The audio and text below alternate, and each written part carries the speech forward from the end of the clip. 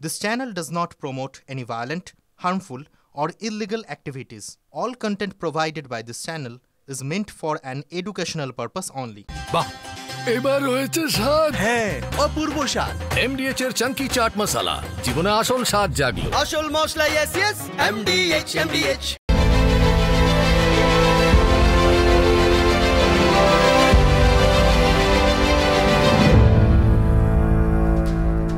ফিরে এলাম ঠোটকাটা স্পেশাল নিয়ে। প্রথমেই আমাদের বিগ বল ইনফরমেশন বলে দেখে নিন টপ 10 ব্রেকিং। আজকে অবশ্যই আকরা সন্তোষপুরের ঘটনায় প্রাধান্য পেয়েছে। মহেশতলায় অশান্তির আগুন, অশান্তি বলে অশান্তি, দিনভর অশান্তি। 2 নম্বর, গোষ্ঠী সংঘর্ষে জ্বলছে রবীন্দ্রনগর, এখন উত্তাপ কমেছে, উত্তেজনা যদিও রয়েছে। দোকান বসানোকে কেন্দ্র করে বড় গন্ডগোল, বড় মাপের গন্ডগোল। 3 নম্বর। 4 নম্বর ব্রেকিং, বাড়ি গাড়ি দোকান ভাঙচুর, ইট বৃষ্টি এবং বাইকে অগ্নিসংযোগ। 5 নম্বর, উন্মত্ত জনতার টার্গেট পুলিশ। যখন পুলিশের সংখ্যা বাড়ে, পুলিশ ঠেকানোর চেষ্টা করে, তখন পুলিশকেই টার্গেট করে উন্মত্ত জনতা। পুলিশ কর্তারা সহ বহু উর্দিধারী জখম হয়েছেন, মহিলা পুলিশকর্মীও জখম হয়েছেন, IPS এর মাথা ফেটেছে। 8 নম্বর ব্রেকিং, সম্প্রীতি বজায় রাখার বার্তা বিধায়কের। মেটিয়াবুরুজের বিধায়ক আব্দুল খালেক মোল্লা, তার গাড়ি ঘিরে ধরেও আজকে বিক্ষোভ হয়েছে। তিনি বলেছেন শান্তি সম্প্রীতি বজায় রাখতে এটা তার আবেদন, আমাদেরও সেই একই আবেদন। শটান ভবানী ভবনে শুভেন্দু অধিকারী রাজ্য পুলিশের সর্বময় কর্তার সঙ্গে এই ব্যাপারটা নিয়ে এবং আইন শৃঙ্খলা পরিস্থিতি নিয়ে কথা বলতে তিনি চলে যান ভবানী ভবনে, কিন্তু তার দাবি তিনি দেখা পাননি। রাজীব কুমারের দেখা না পেয়ে ক্ষুব্ধ শুভেন্দু অধিকারী, রাজ্যের বিরোধী দলনেতা। 10 নম্বর ব্রেকিং, শেষ ব্রেকিং, কাল বিধানসভা অচল করার হুঁশিয়ারি দিয়েছেন রাজ্যের বিরোধী দলনেতা। প্রথম অর্ধে প্রশ্নোত্তর পর্ব চলবে, তারপর দ্বিতীয়ার্ধ থেকে বিধানসভা আর চলতে দেওয়া হবে না, এমন হুঁশিয়ারি দিয়েছেন তিনি। দেখুন, অশান্তির আগুন বাংলায় ইস্যু একটা নয়, একাধিক, এবং এই বিষয়টা মোটেও নতুন নয়। ঠিক যেমন ধর্মের ইস্যুতে রাজনীতি, এটা বাংলায় দিন দিন বাড়ছে। আগে যে একেবারেই ছিল না তা নয়, কিন্তু এখন যেন নিত্যদিনের চেনা ছবি। বিশেষ করে আজ যখন প্রভু জগন্নাথের দিন, এমন একটা পবিত্র দিন, তাঁর স্নানযাত্রাকে ঘিরে গোটা রাজ্য সরগরম, তখন রাজ্য রাজনীতিতে এটা নিয়েই রাজনীতি। জয় জগন্নাথ।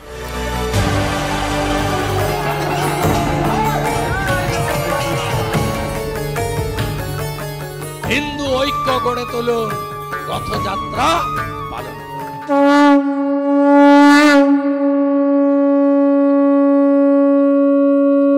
জয় জয় জগন্নাথ, জয় জগন্নাথ, জয় জগন্নাথ কণ্ঠ শোভিত কৌস্তভ।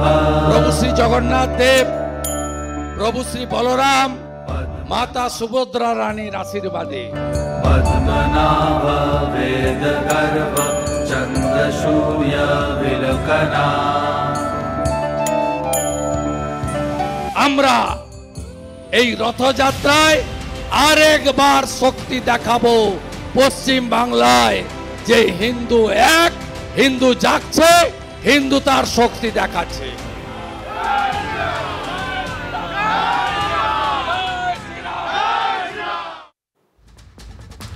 জগন্নাথের নামেও আমরা ওরা। জগন্নাথ দেবের স্নানযাত্রায় বাংলা দেখলো রাজনীতির রঙে কেমন রাঙানো যায় এমন একটা দিনকেও। অক্ষয় তৃতীয়ার দিন সাড়ম্বরে উদ্বোধনের পর এবারই প্রথম রথের চাকা গড়াবে দীঘায়, মানে দীঘার জগন্নাথ মন্দিরে। তার আগে আজ স্নানযাত্রা উপলক্ষে দীঘায় ছিল সাজো সাজো রথ।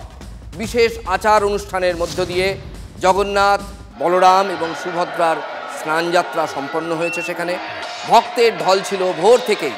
কত দূর দূরান্ত থেকে মানুষ এসেছিলেন, ভক্তরা এসেছিলেন এর সাক্ষী হতে। পুজো আর্চা, স্নান পর্ব, ভোগ নিবেদন, এক এক করে সব হয়েছে নিয়ম মেনে। মুখ্যমন্ত্রী মমতা বন্দ্যোপাধ্যায়ের তরফ থেকেও গিয়েছিল বিশেষ উপহার। মাননীয় মুখ্যমন্ত্রী সুশ্রী মমতা ব্যানার্জি উনি নিজের গাছ থেকে, ওনার বাড়িতে গাছ আছে, আমের গাছ, কাঁঠাল গাছ, তো ওখান থেকে উনি গাছ পাকা আম পাঠিয়েছেন, কাঁঠাল পাঠিয়েছেন। ওটা কলকাতা পোর্টের আম কাঁঠাল, ওরা মমতা ব্যানার্জির আম কাঁঠাল নয়, জায়গাটা হচ্ছে কলকাতা পোর্টে। ওই জায়গার কোনো দলিল নেই, ওরা জবরদখল। কলকাতা পোর্টের জায়গা জবরদখল করেছে। আম গাছটাও কলকাতা পোর্টের, কাঁঠাল গাছটাও কলকাতা পোর্টের। হাসতে হাসতে বিরোধী দলনেতা যে খোঁচাগুলো দিলেন, তারপর যুদ্ধ তো বাঁধবেই, এটাই স্বাভাবিক ছিল। জগন্নাথের স্নানযাত্রা হলো এই সবে, সামনে রথ। এই আবহে সংঘাতের নতুন চ্যাপ্টার খুলে বসে পড়েছে রাজ্যের শাসক এবং বিরোধী শিবির। হিন্দুত্বের অস্ত্রে শান বিরোধী দলনেতা। পুরী জগন্নাথ ধাম, তার পরিবর্তন হয় না, পরিবর্তন হয় না, পরিবর্তন কেউ করতে পারে না। পুরী জগন্নাথ ধাম কি, পুরী জগন্নাথ ধাম কি, হিন্দু হিন্দু হিন্দু হিন্দু। এরা বললেই ওরা বলে, ওরা বললেই এরা বলে। সুতরাং রাজ্যের শাসক দল তারা মুখ বুজে নেই, তারা মুখ বুজে থাকবে না, এটা বলাই বাহুল্য। তাদের ভাণ্ডারেও খোঁচা মারার অস্ত্র রেডি আছে, তারা ইতিহাস ধরে টানাটানি করছে। দীঘার যখন প্ল্যান, পরিকল্পনা, নকশা তৈরি হয়, তখন তো মুখ্যমন্ত্রীর পাশে দাঁড়িয়েছিলেন শুভেন্দু অধিকারী। স্পট ভিজিট করছেন পাশে, নকশা দেখাচ্ছেন পাশে দাঁড়িয়ে। তো তাহলে এখন তিনি হঠাৎ বিরোধী হয়ে গেলেন কি করে? এই যখন অবস্থা, মানে এ বলে আমায় দেখ, ও বলে আমায়, তার মাঝে আর এক পদ্মনেতার কথা বলতেই হচ্ছে। তার নাম দিলীপ ঘোষ, রাজ্যের প্রাক্তন বিজেপি সভাপতি। আজকাল প্রায় হামেশাই দলের অস্বস্তি বাড়িয়ে তুলছেন তিনি। দীঘায় যেদিন জগন্নাথ মন্দিরের আনুষ্ঠানিক উদ্বোধন হয়, সেই দিন তিনি সস্ত্রীক পৌঁছে গিয়েছিলেন এবং মমতা বন্দ্যোপাধ্যায়ের সঙ্গে বসে তার খানিকক্ষণ এই গল্প আড্ডা গুজব খানিকক্ষণ চলে, যা নিয়ে অনেক বিতর্ক হয়। দল তার বিরুদ্ধাচরণ করে যে দল এটা মানছে না, রাজ্য বিজেপি বলে দল এটা মানছে না। কিন্তু তারপরেও বঙ্গ বিজেপির তাবড় নেতাদের যখন দীঘার নামে অ্যালার্জি, তখন দিলীপ ঘোষ কিন্তু ঠিক তার বিপরীত মেরুতে। আজ স্নানযাত্রার দিনেও সেই একই স্টান্স বজায় রেখেছেন দিলীপবাবু। ভগবানের সঙ্গে ভক্তের সম্পর্ক আছে, আমি যাই যাব, ওই বাজ বিচার কার মন্দির কে করেছে কি রাজনীতির মধ্যে পড়ার দরকার নেই। হ্যাঁ, আগে একা আসতাম, এখন স্ত্রীর সঙ্গে আছেন, তো দুজন মিলেই তীর্থ করতে হবে। দল করেনি, কিছু কিছু লোকের অসুবিধা হয়, তারা করেছে, তাতে কিছু যায় আসে না। বিজেপির ঘরের আগুন বাইরে চলে আসছে বারবার, অস্বস্তির কারণ তো বটেই। 26 যখন সামনেই, তখন মাথা ব্যথা এতে বাড়বে, বই কমবে না। তবে শুভেন্দু অধিকারী আপাতত বোধহয় এসব নিয়ে মাথা ঘামাতে চান না। তিনি স্লোগান তুলছেন হিন্দুত্বের, সুর চড়াচ্ছেন নিয়ম করে। আর কদিন পরে মাসের শেষেই রথযাত্রা, উত্তাপ ততদিনে আর কত চড়বে, প্রশ্ন সেটাই। তাকত দেখান হিন্দুরা, ভরিয়ে দিন রাস্তা, সাজিয়ে দিন রাস্তা, সনাতনের ঐক্য গড়ে তুলুন। এখানে সম্পূর্ণভাবে তার ব্যক্তিগত কোনো অবস্থান এখানে কাজ করছে, এর বাইরে এর কোনো যুক্তি, অন্য কোনো যুক্তি নেই। মাঝখানে যেহেতু দলবদল করেছেন, তাই তার দলবদলের রাজনৈতিক বাধ্যবাধকতা থেকে তিনি এখন এর বিরোধিতা করছেন। প্রভু জগন্নাথের স্নানযাত্রা এবং সেই সংক্রান্ত বঙ্গ রাজনীতিতে আজ যা যা হয়েছে সেটা দেখানোর আগে আপনাদের দেখাচ্ছিলাম আকরা সন্তোষপুরে অশান্তির ছবি এবং সেই ঘটনা কি হয়েছে। কলকাতার গায়ে মহেশতলার অশান্তির ছবি আপনাদের দেখাচ্ছিলাম একটু আগেই। কলকাতার আর একদিকে ভাঙড়, দেখুন শুনলেই মনে হয় অশান্তি, গুলি, বোমা। যখনই ভাঙড়ের কথা বলি আপনারা হয়তো ধরে নেবেন যে ভাঙড়ে আবার হয়তো নতুন করে কোনো অশান্তি হয়েছে, কিন্তু না, ভাঙড়ের সুখবর, গোকুলে বাড়ি ছেসে।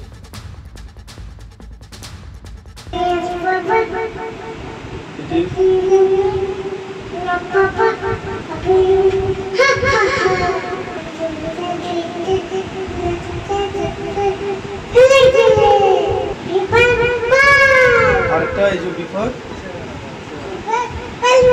এই যে বিফোর, এই যে এদিকে তাকান, এদিকে এইটা এটা বলেন।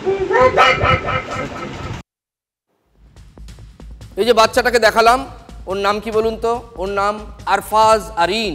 ওর বয়স কত বলুন তো? মাত্র 2 বছর 4 মাস এর মধ্যেই আরফাজ নাম তুলে ফেলেছে ইন্ডিয়া বুক অফ রেকর্ডসে। এত কম বয়সে, মানে কচি বয়সে, 2 বছর কোনো বয়স হলো? ইংরেজি এবং বাংলা ভাষায় কবিতা, রাইমস, মাস এবং দিনের নাম এবং নানা ব্যবহারিক শব্দের যথাযথ উচ্চারণের জন্য এই সম্মান সে পেয়েছে। ভাঙড় 2 ব্লকের সোনপুর এলাকায় বাড়ি লিফট টেকনিশিয়ান ওহিদুল ইসলামের দম্পতির একমাত্র সন্তান আরফাজ।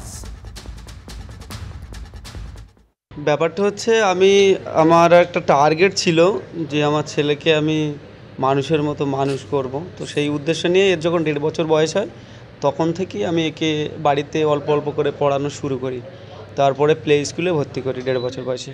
ওকে আমি ছোট থেকেই বিভিন্ন ঘরে যেসব কাজ করতাম ও আমার পিছন পিছন খেলা করতো।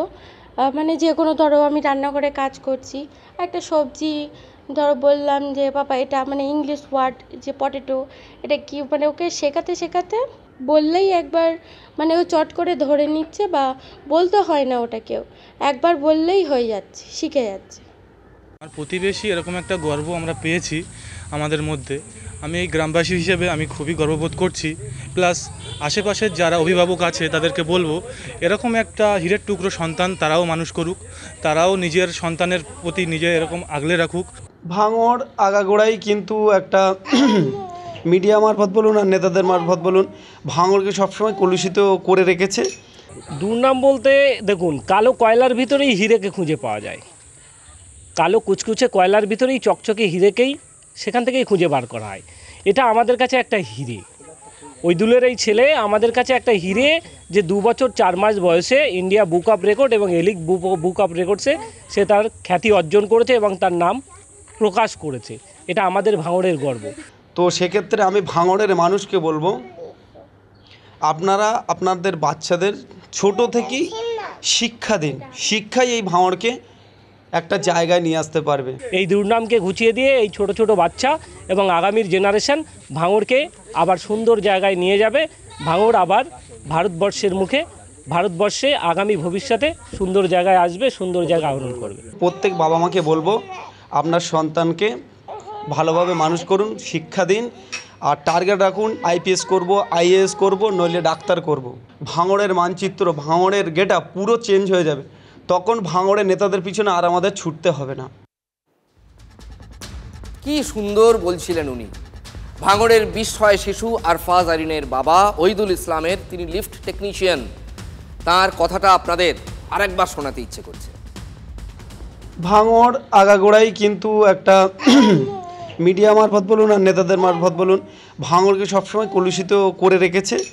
তো সেক্ষেত্রে আমি ভাঙড়ের মানুষকে বলবো, আপনারা আপনাদের বাচ্চাদের ছোট থেকেই শিক্ষা দিন। শিক্ষাই এই ভাঙড়কে একটা জায়গায় নিয়ে আসতে পারবে। এবং প্রত্যেক বাবা মাকে বলবো আপনার সন্তানকে ভালোভাবে মানুষ করুন, শিক্ষা দিন, আর টার্গেট রাখুন IPS করব, IAS করব, নইলে ডাক্তার করব। ভাঙড়ের মানচিত্র, ভাঙড়ের গেটআপ পুরো চেঞ্জ হয়ে যাবে। তখন ভাঙড়ের নেতাদের পিছনে আর আমাদের ছুটতে হবে না। আরফাজ, আমরা কি বলবো বলুন তো? বাবা তুমি মানুষ হও, তুমি ঠিক পথে এগোচ্ছ। তুমি এমন জায়গায় এটা করে দেখিয়েছো যেখানে বোমা গুলির শব্দে আমরা নাম দিতে বাধ্য হই ভয়ের ভাঙড়। কিন্তু শুনলেন ভাঙড়ের সাধারণ মানুষের কথাটা। এই কথাগুলো ভাঙড়ে যারা এগুলো করেন, যাদের নির্দেশে এগুলো হয়, এই বোমাবাজি, পুলিশকে আক্রমণ করা, রক্তপাত, তাদের কানে এগুলো ঢুকছে। এটা ঢুকছে ভাঙড়ের পর্যবেক্ষক তৃণমূল নেতা শওকত মোল্লার কানে।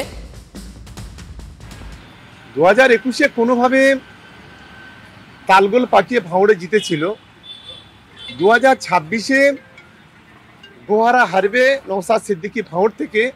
এটা আমি আজকের অন ক্যামেরা চ্যালেঞ্জ করে আজকে বলে যাচ্ছি। নেতাদের কান নেই, নেতাদের মন নেই। এক সাধারণ বাবার কথা তাদের কানে ঢোকে না। ভাঙড় আগাগোড়াই কিন্তু একটা মিডিয়া মারফত বলুন আর নেতাদের মারফত বলুন ভাঙড়কে সবসময় কলুষিত করে রেখেছে। তো সেক্ষেত্রে আমি ভাঙড়ের মানুষকে বলবো, আপনারা আপনাদের বাচ্চাদের ছোট থেকেই শিক্ষা দিন, শিক্ষাই এই ভাঙড়কে একটা জায়গায় নিয়ে আসতে পারবে। এবং প্রত্যেক বাবা মাকে বলবো আপনার সন্তানকে ভালোভাবে মানুষ করুন, শিক্ষা দিন, আর টার্গেট রাখুন IPS করব, IAS করব, নইলে ডাক্তার করব। ভাঙড়ের মানচিত্র, ভাঙড়ের গেটআপ পুরো চেঞ্জ হয়ে যাবে। তখন ভাঙড়ের নেতাদের পিছনে আর আমাদের ছুটতে হবে না। তার মানে এই কচি বাচ্চাটির বাবা সার কথাটা বুঝেছেন যে নেতারা আসলে নাকের দড়ি দিয়ে ঘোরায় নিজেদের স্বার্থে। যেই এডুকেশন পাবে বাচ্চা, সে বেরিয়ে যাবে তখন ওই বৃত্ত থেকে। এবং দেখুন, আমার অতি পরিচিত, নামটা করতে পারবো না, ব্যক্তিগত সম্পর্ক, তারও ছেলে, এই আরাবুলের নাম উঠলে তার নাম উঠতো, দার্জিলিং কনভেন্ট থেকে ছেলেকে পড়িয়ে নিয়ে এসেছে। অনেক বাচ্চা বয়সে এলাকা ছাড়া করে দিয়েছিল সেই বাবা, মানে সেই নেতা বাবা। সেই নেতা রাজনীতি করেছে, ছেলেকে কিন্তু এলাকায় এসে থাকতে দেয়নি। এই বাচ্চাটার পক্ষে অনেক বড় জায়গায় যাওয়া সম্ভব, এবং আমরা চাই ও মানুষ হোক। এটাই ভাঙড় মডেল হোক। শাসক দলের পর্যবেক্ষকের কানে এই কথাটা ঢুকলো কিনা আমরা বলতে পারবো না, কিন্তু ভাঙড়ের MLA তার কানে কি ঢুকলো? শওকত মোল্লাদের মতো চুনোপটি নেতার কথা আমি পাত্তা দিই না। আমার লড়াই সরাসরি মমতা ব্যানার্জির বিরুদ্ধে, আমার লড়াই সরাসরি শুভেন্দু অধিকারীদের বিরুদ্ধে। নেতাদের মাথায় একটাই অঙ্ক, ভোটের অঙ্ক। গতকাল নওশাদ বলেছিলেন তিনি চান ভাঙড়ে মমতা বন্দ্যোপাধ্যায় তার বিরুদ্ধে প্রার্থী হন। আমি চাইছি আমার বিরুদ্ধে মুখ্যমন্ত্রী প্রার্থী হোক ভাঙড়ে, আমি এটা চাইছি। আমি অন্য কাউকে চাইছি না, আমি চাইছি আমার বিরুদ্ধে মুখ্যমন্ত্রী প্রার্থী হোক। সে আমাদের গ্রামে একটা কথা আছে না যে কুজোরও চিত হয়ে সবার ইচ্ছে হয়, আসলে নওশাদ সিদ্দিকীর অবস্থা ঠিক সেই জায়গায়। আমার লড়াই মমতা ব্যানার্জির সাথে সরাসরি, আমার লড়াই সরাসরি শুভেন্দু অধিকারীর সাথে। তো ওই লেভেলে আমি লড়াই করব। চুনোপটি কি বলছে সেটাতে কান দিয়ে আমি আমার সময় নষ্ট করব না। মুখ্যমন্ত্রী তো অনেক দূর, মুখ্যমন্ত্রী হলে একটা সমুদ্র, আগে ছোট খাড়ি পার হতে হবে। মমতা ব্যানার্জি সম্পর্কে যখন তিনি CPM-এ ছিলেন অনেক গল্প শুনিয়েছিলেন, বাস্তবের সাথে কি হচ্ছে? আর ওনার যে চ্যালেঞ্জ, আমি মমতা ব্যানার্জির সাথে আমার চ্যালেঞ্জ, চুনোপটিদের কথা আমি পাত্তা দিই না। 2021-এ কোনোভাবে তালগোল পাকিয়ে ভাঙড়ে জিতেছিল, 2026-এ গোহারা হারবে নওশাদ সিদ্দিকী ভাঙড় থেকে, এটা আমি আজকের অন ক্যামেরা চ্যালেঞ্জ করে আজকে বলে যাচ্ছি। আমাকে হারাবার এত মনে বাসনা হচ্ছে কেন? আমার অপরাধটা কি? অপরাধটা এটাই, আমি দলিতের হয়ে কথা বলি, আদিবাসীর হয়ে কথা বলি, মুসলিমের হয়ে কথা বলি। আমাকে হারানোর জন্য এত উঠে পড়ে লেগেছে কেন? একবারের জন্য শুভেন্দু অধিকারীর নাম নিচ্ছে না কেন? কে হারবে কে জিতবে সময় কথা বলবে। 2026 সালের পরে তৃণমূল দলটা থাকবে নাকি সেটা এখন দেখার বিষয়।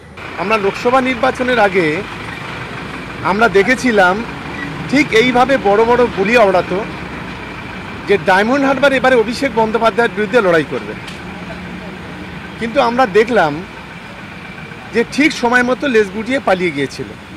সময় কথা বলবে। 2026 সালে শওকত মোল্লা কোথায় থাকে আগে নিজের জায়গাটা ঠিক করতে বলুন, পরে নওশাদের দিকে তাকাতে বলবে।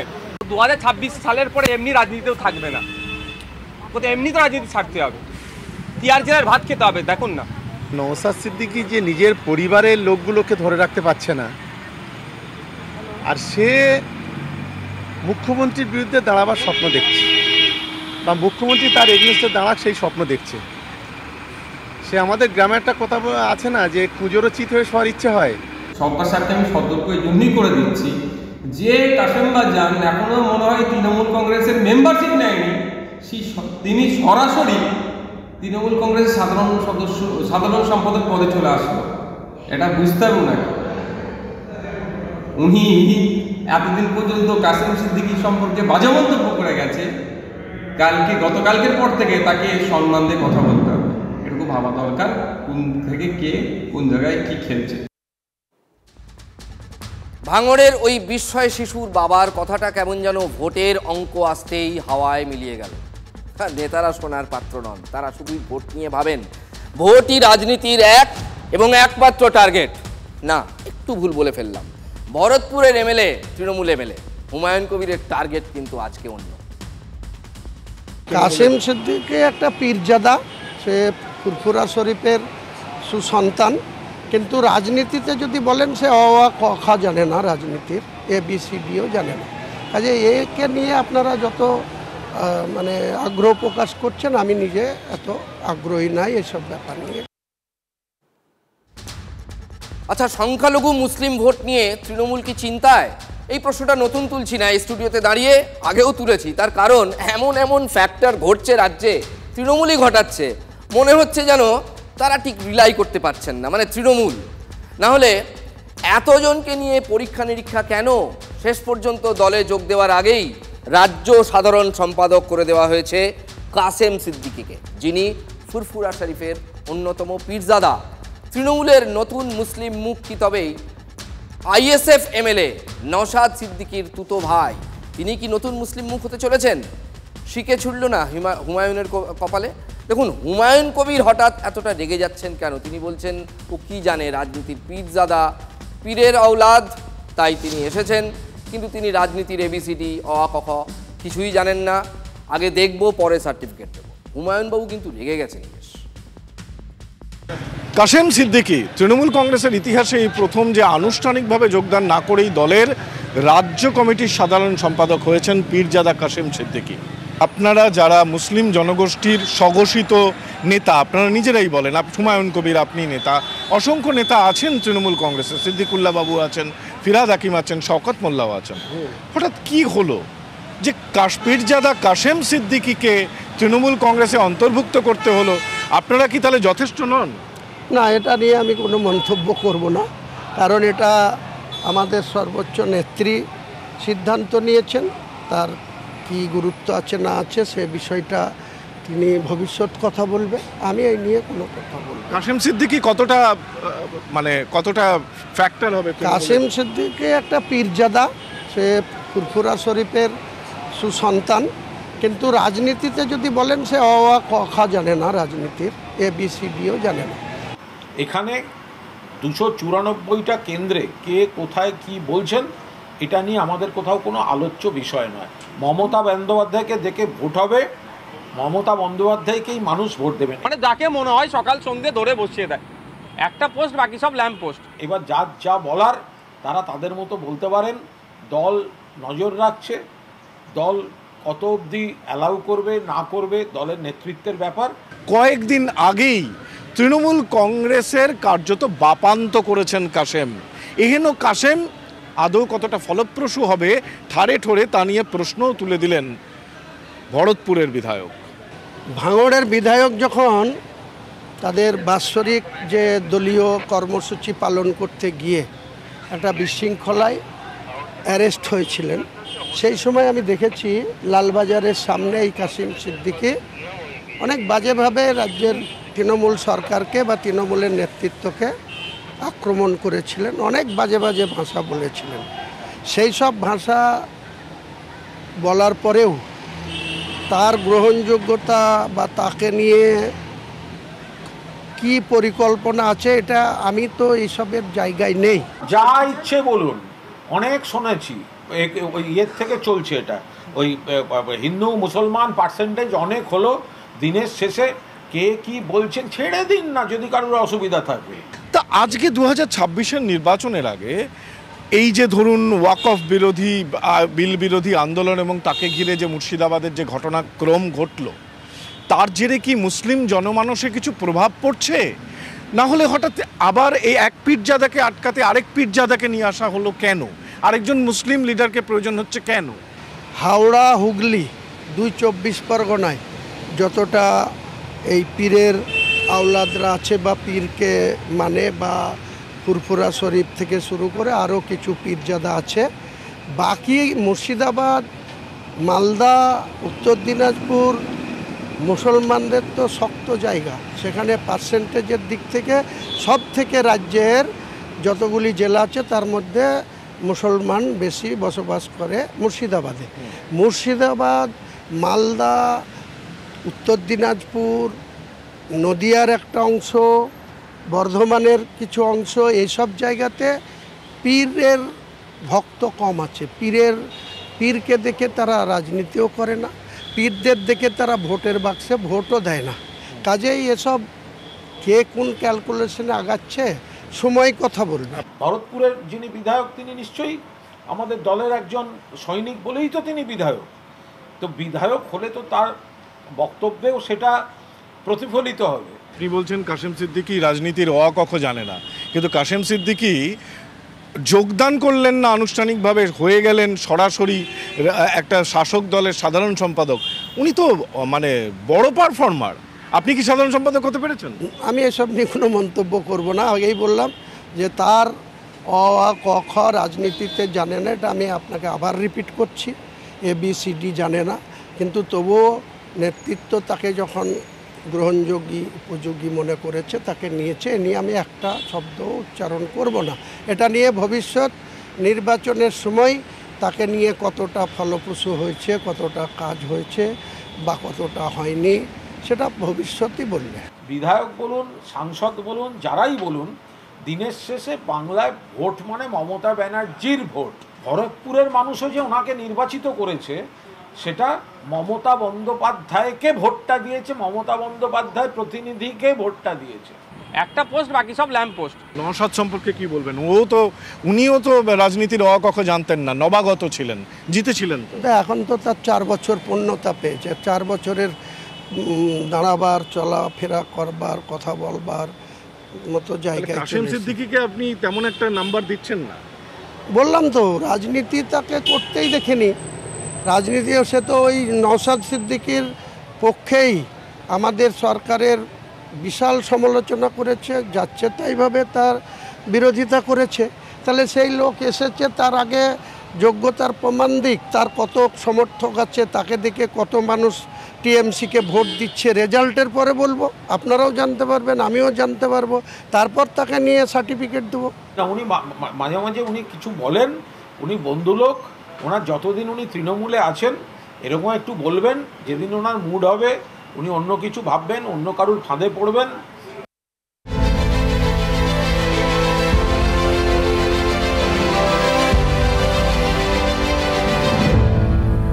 MDH চানা মশলা। এখন ছোলা হোক বা বরবটি দানা, সাদা চানা হোক বা কালো, সব রান্নাই হবে অসাধারণ। MDH